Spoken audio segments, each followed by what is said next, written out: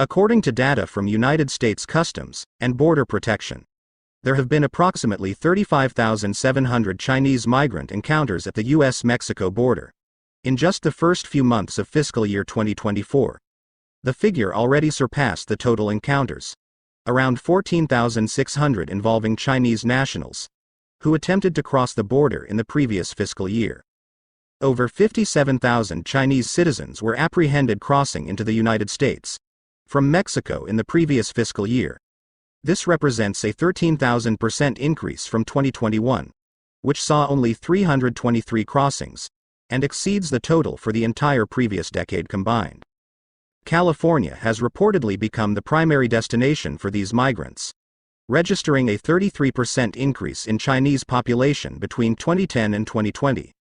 As of last year, about 24% of California's population is Chinese, according to the San Francisco Chronicle.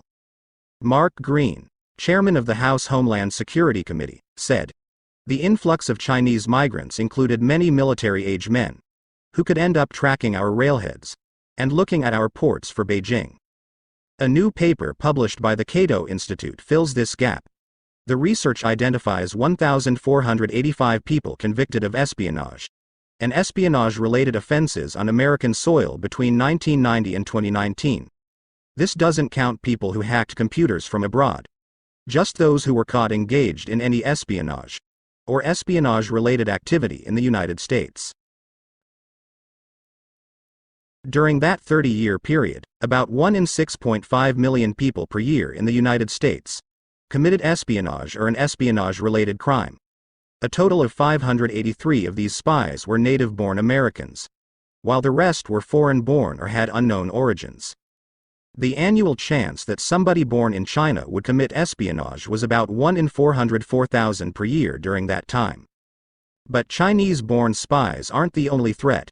Of the 1,485 identified, 276 spied for China. Of those, 171 or 62% were born in China. 24% were American-born, 7% were born in Taiwan, and the rest come from many different countries. And in only a third of the cases against Chinese-born spies was the U.S. government the target of the espionage. While rare, the most memorable recent instance of a Chinese national attempting to target American officials, which became known after paper was finished, was of Christine Fang. She tried to influence many minor American politicians like Reps. Eric Swalwell and Mike Honda in unspecified ways, and to no apparent effect, other than possibly embarrassing her targets. Despite her apparent efforts, however, she wasn't charged with espionage. When it comes to those actually prosecuted, in 2/3 of instances Chinese-born spies stole economic secrets or intellectual property that were rarely related to national security.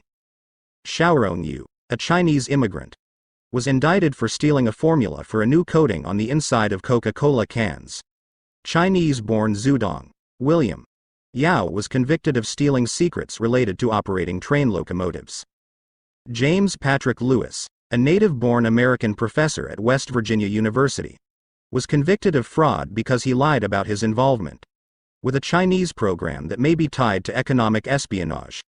Li Chen and Yu Zhou, the husband and wife team, conspired to steal trade secrets related to breakthroughs in pediatric cancer research, not national security secrets.